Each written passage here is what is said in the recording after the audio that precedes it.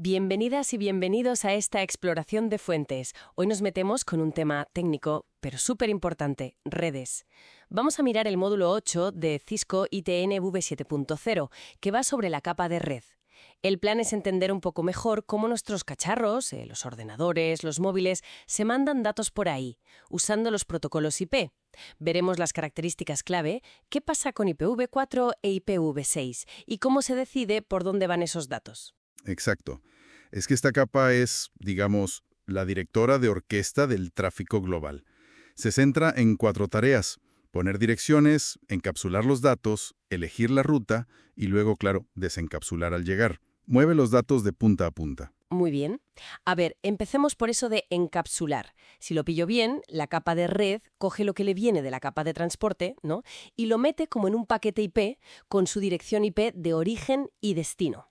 Eso es, fundamentalmente. Y esa dirección normalmente no cambia en todo el viaje, ¿verdad? Correcto, esa es la idea. Salvo cosas raras, como NAT. Pero bueno, la IP va con el paquete de principio a fin. Y el protocolo IP, ojo, tiene sus cosillas. Es sin conexión. ¿Sin conexión? ¿Cómo es eso? Pues que no llama antes de enviar. No establece un circuito ni nada. Simplemente, ¡pam!, lanza el paquete a la red. Suena un poco a lanzar una botella al mar con un mensaje. ¿Y si se pierde por el camino? Buena analogía. Pues ahí entra lo de mejor esfuerzo o best effort. IP intenta entregarlo, pero no lo jura. No hay confirmación ni reintento si falla a este nivel. Si un paquete se pierde o llega mal, IP ni se entera. Para eso están las capas de arriba, como TCP, que son las que se preocupan de la fiabilidad. Ah, vale, entiendo. Es como repartir el trabajo. O sea, IP se centra en moverlo rápido y ya otros se aseguran de que llegue bien. Justo. Y además, es independiente de los medios. ¿Y eso? Que le da igual por dónde viaje. Exacto. Le da igual si va por cable de cobre, por fibra óptica o por Wi-Fi. La capa de red no se preocupa de si el cable es amarillo o azul, ¿sabes? Se adapta al medio. Eso sí, por ejemplo, con el tamaño máximo del paquete, la MTU. Pero el protocolo en sí funciona igual. Vale, tiene lógica. Hablemos un poco de los paquetes. La cabecera de IPv4, que es todo ceros y unos, claro, tiene campos súper importantes. Las direcciones IP de 32 bits, origen y destino. Y el famoso tiempo de vida, el TTL. ¿Por qué es tan importante? El TTL es vital. Es un contador. Cada router que reenvía el paquete le resta 1. Si llega a 0, caput. El paquete se descarta. Ajá. Esto evita bucles. Imagínate un paquete perdido dando vueltas y vueltas, para siempre. Consumiría recursos sin parar. Sin TTL, Internet podría, tener serios problemas con paquetes tombes. Ostras. Un campito pequeño pero matón. Pero claro, IPv4 tenía un problema enorme. Se acabaron las direcciones. Efectivamente. El boom de Internet fue brutal y el espacio de 32 bits se quedó corto. Se inventó el NAT, la traducción de direcciones de red, como un apaño, ¿sabes? Sí, el NAT que tenemos casi todos en casa con el router. Ese mismo. Pero el NAT mete complejidad, mete retraso, latencia y rompe un poco la idea original de Internet, de conectar cualquier punto con cualquier otro directamente. Y ahí es donde entra IPv6, ¿no? La nueva generación. Con direcciones de 128 bits, ahí ya no hay problema de quedarse sin números. Para nada. El espacio es gigantesco. Vamos, casi infinito para lo que necesitamos hoy. Pero IPv6 es más que eso, ¿eh? La cabecera es más sencilla. Tiene un tamaño fijo, 40 bytes. ¿Más sencilla? ¿Qué quitaron? Puedes quitar un campus. Por ejemplo, la suma de comprobación de la cabecera. Ahora se confía en otras capas para detectar errores ahí. Y también quitaron la fragmentación en los routers intermedios. Eso simplifica mucho el trabajo de los routers. Entiendo. Y muy importante, al haber direcciones de sobra, ya no hace falta NAT. Se recupera esa conexión directa de extremo a extremo. O sea que IPv6, aparte de las direcciones, ¿podría ser incluso más rápido y eficiente? Potencialmente sí. Al quitarle trabajo a los routers y eliminar la latencia del NAT. Pues sí, debería notarse. La simplificación de la cabecera fue un objetivo claro para optimizar. Vale. Cambiando un poco de tercio, ¿cómo sabe mi ordenador si tiene que enviar un paquete a mi impresora, que está aquí al lado, en la misma red Wi-Fi, o a un servidor que está en, no sé, en Australia? Buena pregunta. Pues básicamente mira la IP de destino y la compara con su propia IP y su máscara de subred, si es IPv4, o su prefijo en IPv6. Ajá. Si calcula que la IP de destino pertenece a su misma red local, pues se lo manda directamente. Pero si ve que está fuera, en una red remota, Se lo manda al router, ¿no? A la puerta de enlace. exacto, se lo envía a su puerta de enlace predeterminada o default gateway, que suele ser la dirección IP del router que le da salida a Internet. Sin esa puerta de enlace bien puesta, el tráfico no sale de la red local, te quedas aislado. Clarísimo. Y una vez que el paquete llega a ese router o a cualquier otro router por el camino, ¿qué hace el router? Pues el router tiene su propio mapa, su chuleta, la tabla de enrutamiento. La famosa tabla de rutas. ¿Y qué mira ahí? Pues mira las rutas que conoce. Primero, las redes que tiene conectadas directamente a sus interfaces. Esas las sabe sí o sí. Lógico. Luego, las rutas a redes remotas. Estas las aprende de otros routers, o bien porque un administrador las ha metido a mano, que son las rutas estáticas, o, lo más normal, mediante protocolos de enrutamiento dinámico como OSPF o IGRP, que se hablan entre ellos y se cuentan las rutas. Se pasan información, vale. Y muchas veces también tiene una ruta por defecto. Que sería como el, si no sabes dónde va esto, mándalo por aquí y que se apañe el siguiente, ¿no? Ajá, algo así. Es el último recurso. Si el router mira la IP de destino y no encuentra ninguna ruta específica en su tabla que coincida, pues usa la ruta por defecto para enviarlo hacia afuera, hacia el resto de Internet. Siempre busca primero la ruta más específica, eso sí. Entendido. Creo que la imagen general está clara. A ver si resumo bien. La capa de red con IP como prota se encarga de poner direcciones y meter los datos en paquetes. Viajan sin conexión y con mejor esfuerzo.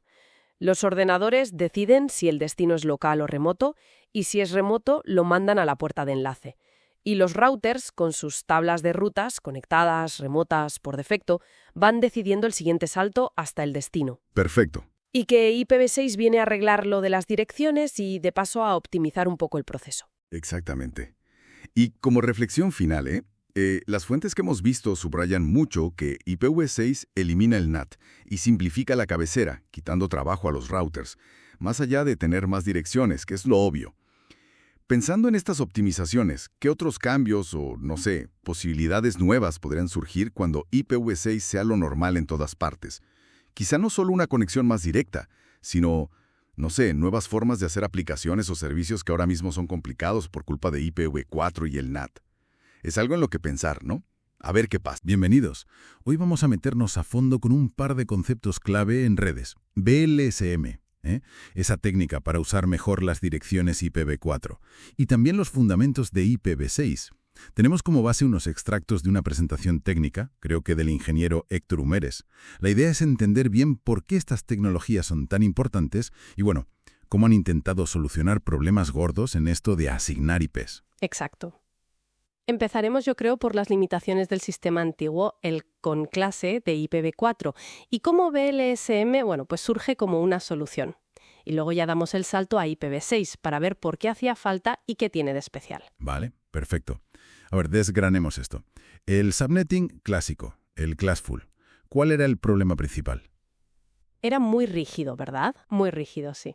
Imagínate que tienes que repartir, no sé, una tarta. Pues el método clásico te obligaba a cortar todos los trozos iguales. Da igual si uno solo quería una migaja y otro medio pastel. Claro. Usaba una máscara de subred fija para toda la red. Y claro, si necesitabas redes de tamaños muy distintos, pues un desperdicio de direcciones brutal. En los materiales que comentas ponen un ejemplo. Una consultora, creo, con una red clase C, la típica 192.168.0.0, necesita 5 subredes, pero de tamaños diferentes. 50 hosts, 30, 20... Y con una máscara fija, pues o no te caben los 50 hosts en la subred grande, o si pones una máscara para que quepan esos 50, luego no puedes crear suficientes subredes, las pequeñas. Se perdían IPs por todos lados. Totalmente. Y la solución a veces era pedir una red mucho más grande, una clase B, por ejemplo, para algo que igual solo necesitaba, no sé, 1000 hosts. Y acababas desperdiciando.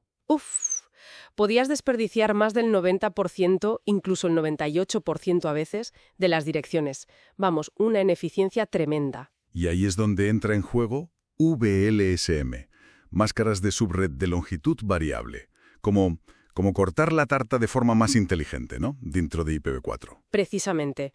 VLSM, que apareció por allá por 1987, permite justo eso, usar diferentes máscaras dentro del mismo bloque de direcciones IP. Ah, vale. Puedes poner máscaras más largas, con menos hosts, para redes pequeñitas. Por ejemplo, para un enlace punto a punto entre routers, una WAN, pues una 30 que te da solo 2 IPs útiles es perfecta. No desperdicias las 30 que usarías con una 27. Claro, optimizas al máximo. Y para las redes LAN más grandes, pues máscaras más cortas con más hosts. Maximizas el uso. Eso sí, esto obligó a que los protocolos de enrutamiento, como SPF o RIP2, tuvieran que entender estas máscaras variables. Tenían que ser sin clase o classless. Fue un buen apaño, la verdad. Muy efectivo, pero el problema de fondo, que las direcciones IPv4 se acababan, pues seguía ahí. Correcto. VLSM fue como exprimir al máximo un limón que ya estaba bastante seco. Ayudó, pero el agotamiento era inevitable. Y la solución a largo plazo ya estaba cocinándose. IPv6. El sucesor. Lo más llamativo, claro, es el tamaño. Pasamos de 32 bits a 128. Es que eso es un universo de direcciones, ¿no? Un universo, sí. Las cifras que se dan son mareantes, algo así como miles de millones de direcciones por cada milímetro cuadrado de la Tierra. Una pasada. Madre mía. Pero ojo, no es solo tener más IPs, es que esto cambia muchas cosas. Elimina la necesidad de NAT, por ejemplo, que siempre complica la conectividad de extremo a extremo, y abre la puerta a conectar, miles de millones de dispositivos IoT, de forma nativa, sencilla. Y se escriben diferente, ¿no? En hexadecimal. Con 8 grupos separados por 2 puntos. Sí, en hexadecimal, 8 bloques de 4 dígitos. Y hay reglas para cortarlas un poco visualmente, porque si no, serían larguísimas. Ya me imagino. Puedes quitar los ceros a la izquierda de cada bloque, y si tienes varios bloques seguidos de ceros, puedes usar 2 puntos, una sola vez para sustituirlos. Ah, vale. Y los tipos de dirección también cambian. Unicast, multicast, anycast. Pero no hay broadcast, como en IPv4. Exacto. No hay broadcast. Su función, digamos, para hablar con todos en la red local, la cubre una dirección multicast específica, la FF02.1, que llega a todos los nodos del enlace local. Entendido. ¿Y la estructura de la dirección en sí? Decías 128 bits. Se parten por la mitad normalmente.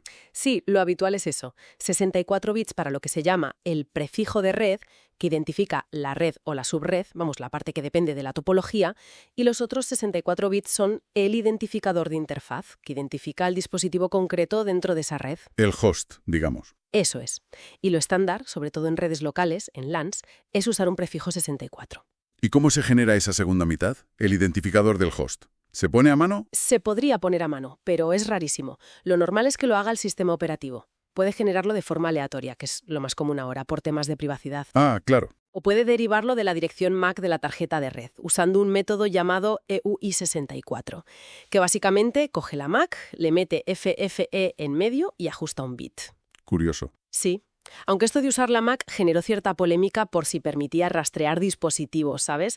Por eso lo de la generación aleatoria es muy habitual hoy en día. Tiene sentido. Y luego hay otro tipo de dirección fundamental, la link local, la LLA. Empiezan siempre por FE80 y tienen un prefijo 10. Cada interfaz IPv6 tiene que tener una, sí o sí. ¿Obligatorio? Obligatorio. Pero solo sirve para comunicarse dentro del mismo cable, del mismo segmento de red local. No se enruta, no sale de ahí. Y luego ya están las direcciones de verdad para Internet, las Global Unicast Addresses, o GUA, que hoy en día suelen empezar por 2001.16. Vale. LLA para lo local, GUA para Internet. Y comentabas antes que hacer subredes, que con VLSM en IPv4 había que calcular y tal. En IPv6 es más fácil. Muchísimo más fácil. Está diseñado para eso. Es súper escalable. Piensa en esos 64 bits del prefijo de red. Una parte te la da tu proveedor de Internet, por ejemplo, un bloque 48. Pues los bits que quedan desde ese 48 hasta el 64 estándar de LAN, que son 16 bits en este caso, 64 menos 48, los tienes tú libres para crear tus propias subredes. 16 bits para subredes. Exacto. 2 elevado a 16 son 65.536 subredes. 64 distintas que puedes crear. Simplemente vas asignando un número distinto en ese campo de ID de subred para cada red que necesites. Se acabó el calcular máscaras complejas como en IPv4. Es asignar números. Mucho más directo. O sea que, resumiendo un poco, VLSM fue como el truco ingenioso para estirar al máximo las direcciones IPv4 usando máscaras flexibles. Y IPv6 es, bueno, borrón y cuenta nueva. Un espacio casi infinito y una forma mucho más sencilla y estándar de organizar las subredes con el 64.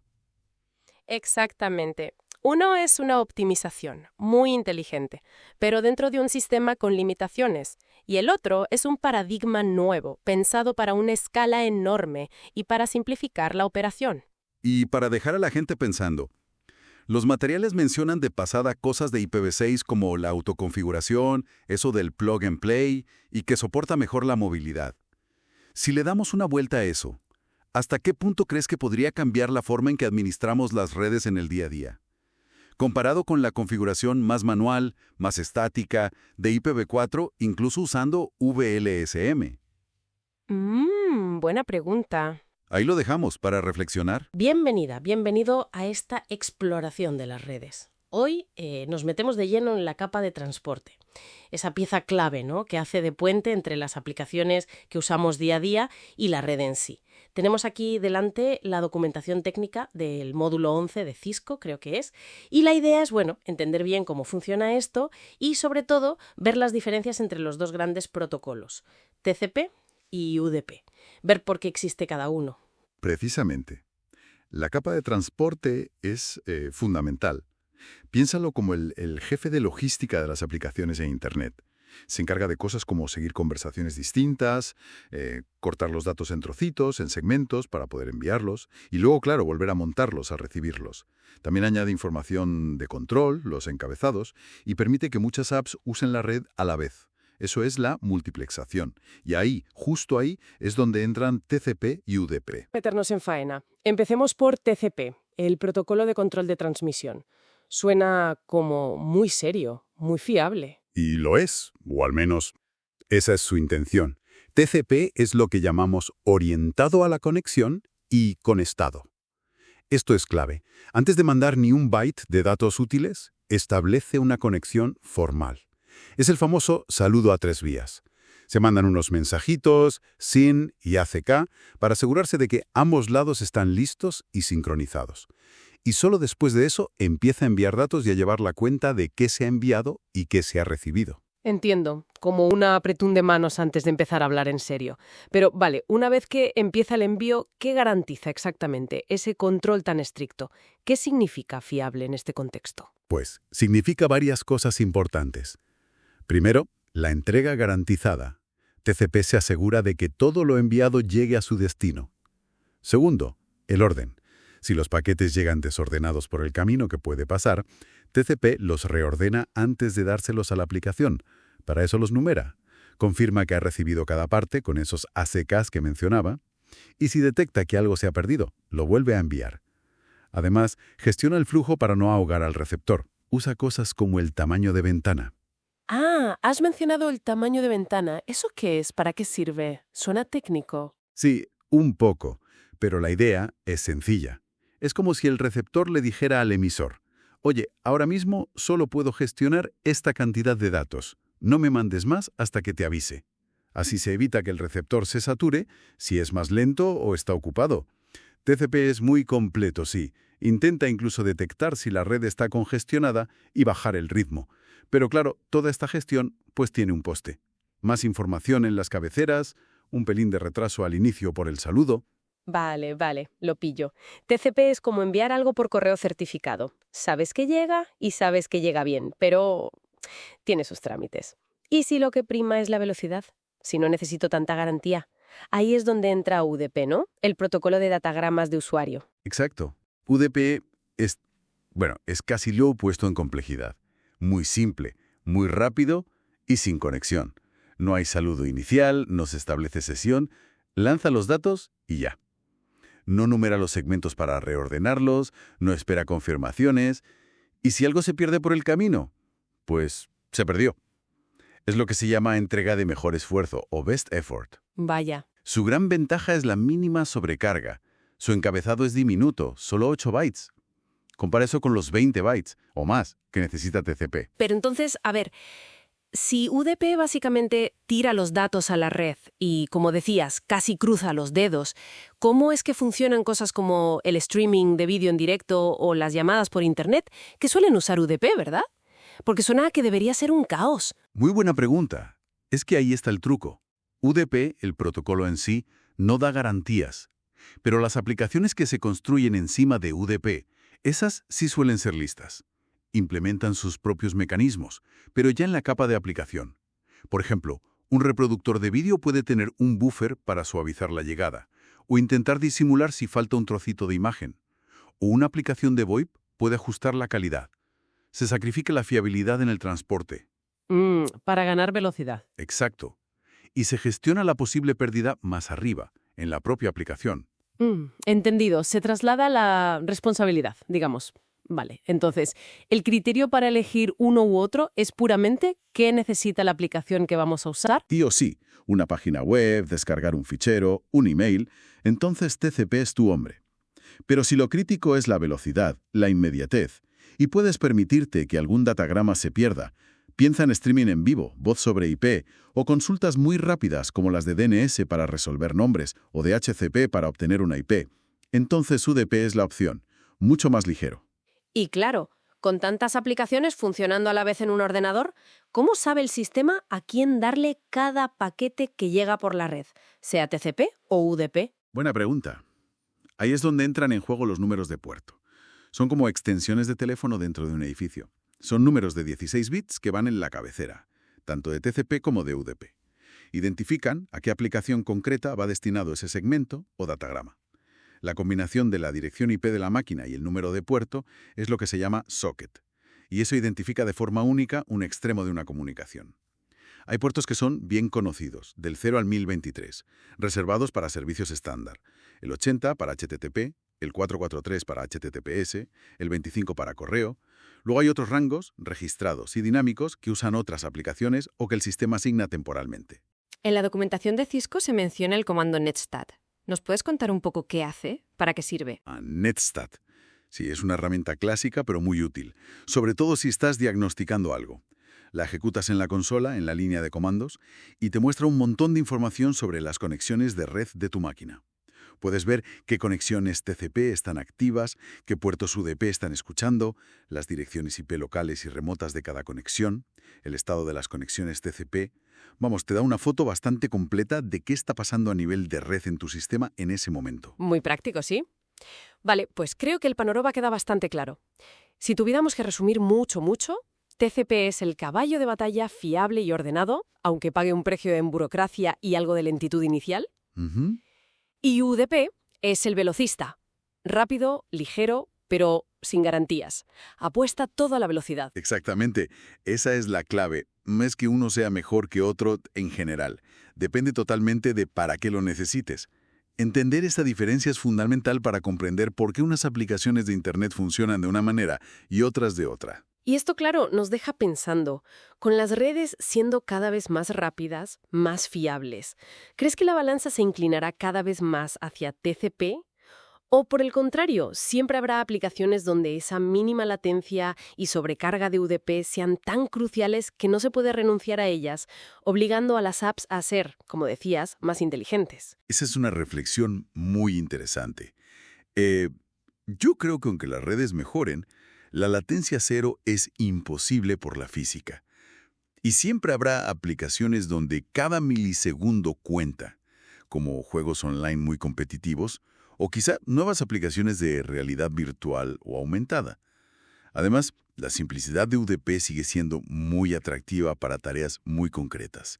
Así que mi apuesta es que, probablemente seguirán coexistiendo. Ambos evolucionarán, seguro, pero la necesidad de elegir entre fiabilidad total y mínima latencia creo que seguirá ahí.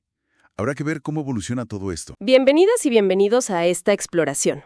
Hoy nos metemos con la capa de aplicación de redes. Vamos a usar como guía unos extractos del módulo 12 de Cisco, de redes y comunicación de datos 1. La idea es entender qué pasa allá arriba con los protocolos que usan nuestras apps para comunicarse. Exacto. Es la capa que tenemos, digamos, más a la mano. La interfaz entre el navegador, el correo y la red misma. aunque no la veamos directamente. Es fundamental. Y hoy vamos a ver cómo protocolos tipo HTTP, DNS, DHCP y los de correo como SMTP, POP y MAP, cómo logran que todo hable el mismo idioma, ¿no? Para que funcione sin problemas. Perfecto. Entonces, para empezar, el material aclara algo sobre los modelos OSI y TCP/IP.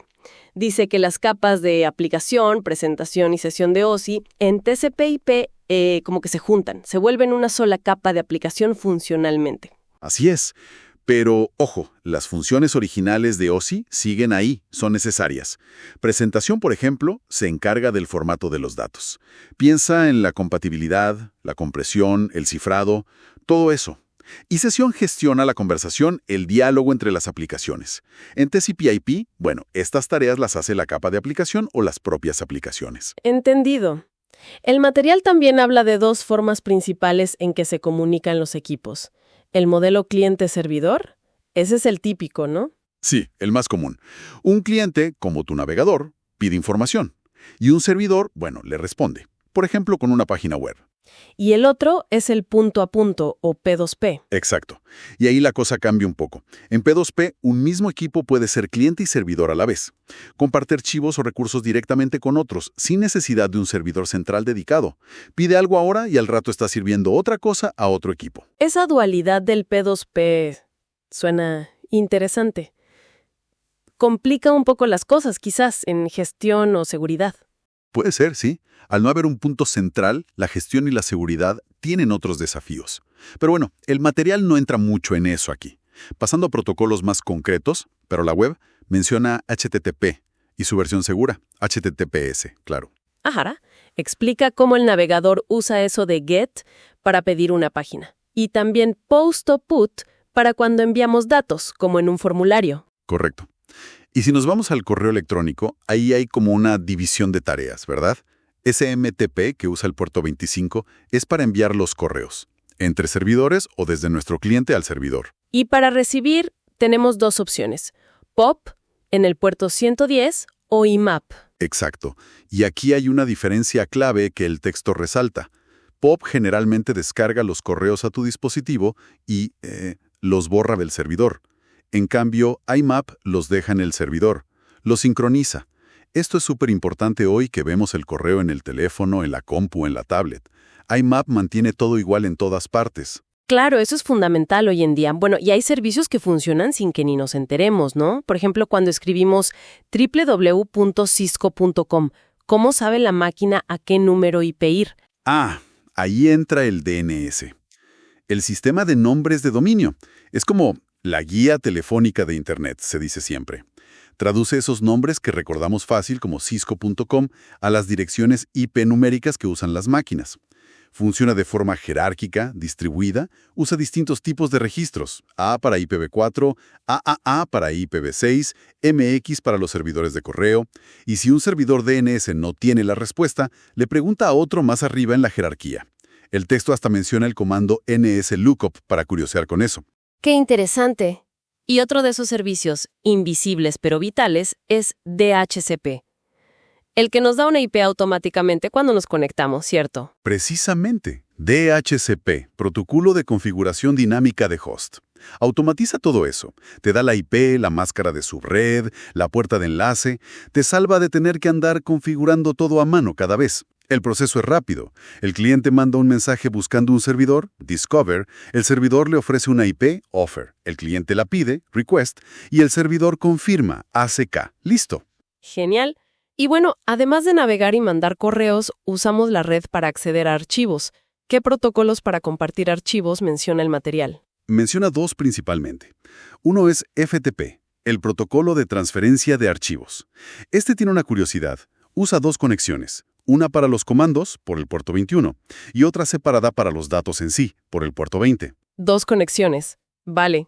¿Y el otro? El otro es SMB, Server Message Block. Este es muy común en redes locales, especialmente en entornos Windows. SMB permite que veas carpetas o impresoras en otro equipo como si estuvieran conectadas directamente al tuyo. Establece conexiones más a largo plazo, digamos, para que esa interacción sea fluida. Entonces, resumiendo un poco, detrás de cada clic que hacemos, cada email que mandamos, cada archivo que abrimos en la red, están toda una serie de protocolos de aplicación trabajando juntos, ¿no? Para que todo funcione de forma estándar y podamos comunicarnos. Exactamente. Y si lo vemos en perspectiva, esta estandarización es lo que ha permitido que Internet crezca como lo ha hecho.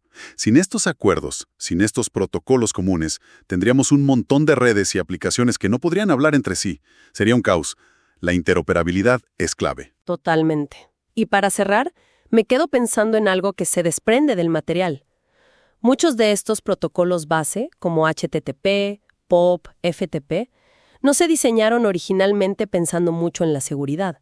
Ahora que la seguridad es tan crítica, ¿cómo crees que esa necesidad constante de proteger la comunicación usando HTTPS, versiones seguras, VPNs, sigue empujando la evolución de las aplicaciones y servicios que usamos todos los días? Es algo para seguir reflexionando.